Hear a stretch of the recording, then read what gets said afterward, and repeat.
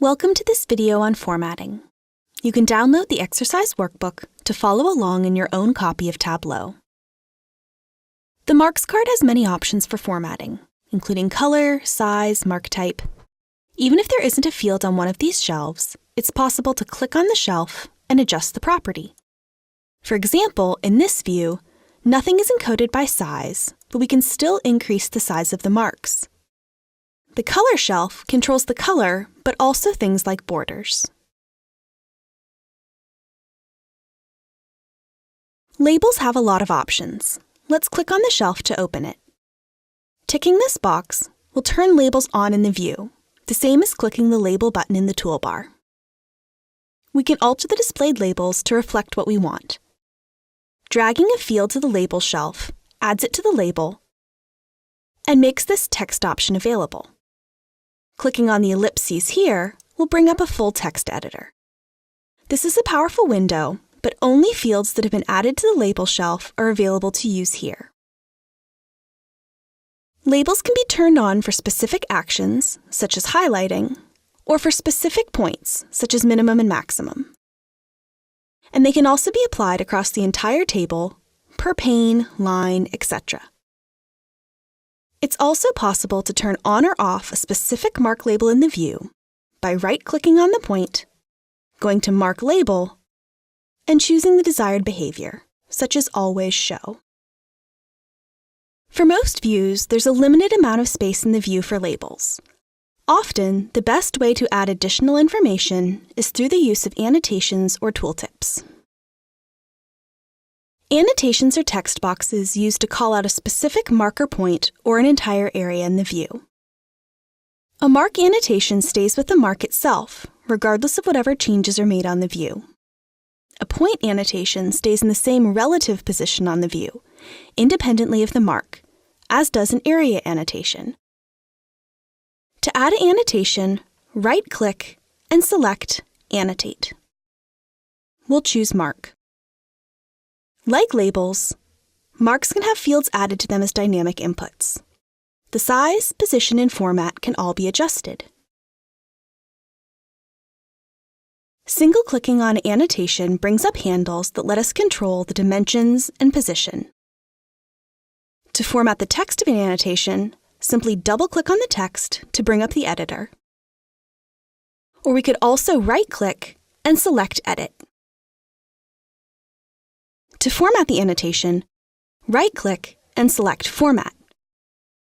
The box can be adjusted in several ways, as can the line.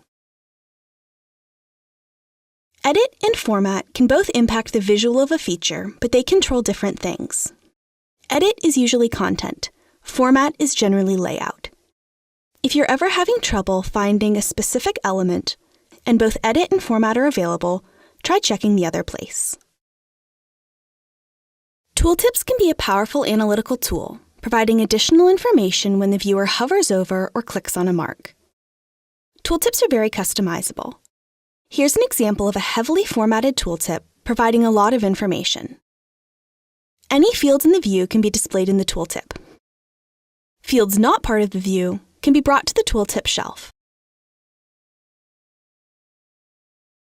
We could say something like, this mark consists of, insert the number of records,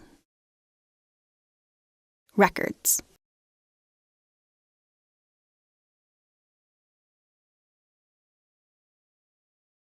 If the command buttons are undesired, they can be toggled on or off with this checkbox here.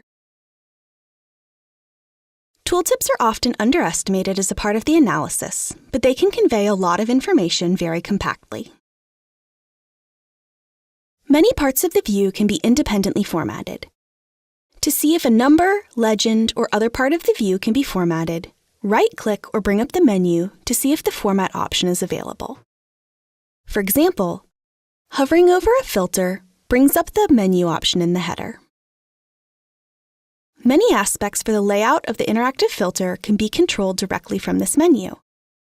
But if we click Format Filters, the Format pane opens, offering us various options for font, alignment, etc.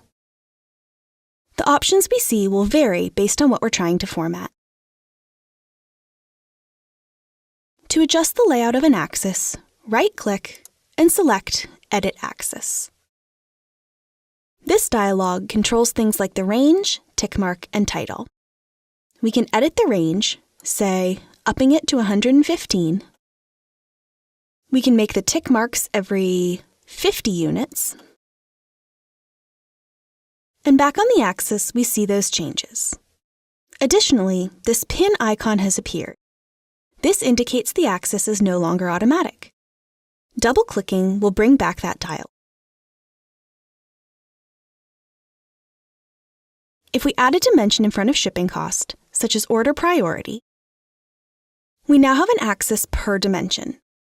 When we right-click and select Edit Axis Now, these options now make a little more sense. Uniform axis range for all rows or columns, or independent axis range. If we select Independent, Tableau will automatically rescale the axes per pane. To hide an axis entirely, right-click and uncheck Show Header. Right-clicking on an axis and selecting Format will open the Format pane. This allows for visual controls of what the tick mark looks like, the fonts, alignments, etc. Let's turn the profit axis back on, and if we click from one axis to the other, note how the Format pane reflects whatever we've clicked on. Here the ticks are green, and here they're default. The Format pane persists across tabs and can be manually closed with the X at the top. When working with maps, there are map-specific formatting options available. The marks on the map themselves were formatted on the Marks card. But to format the underlying map, click the Map menu, then select Map Layers. Here we can change our map style: dark, light, or normal. We can control the washout and control map layers such as borders and names. Some map options, such as streets and highways, can only be turned on when the map is sufficiently zoomed in. If there's a subset of map layers we want to use regularly, we can click Make Default. These settings will apply by default to any new maps created in future workbooks. Thank you for watching this formatting training video. There's more information on formatting in the video The Formatting Pane later in this section.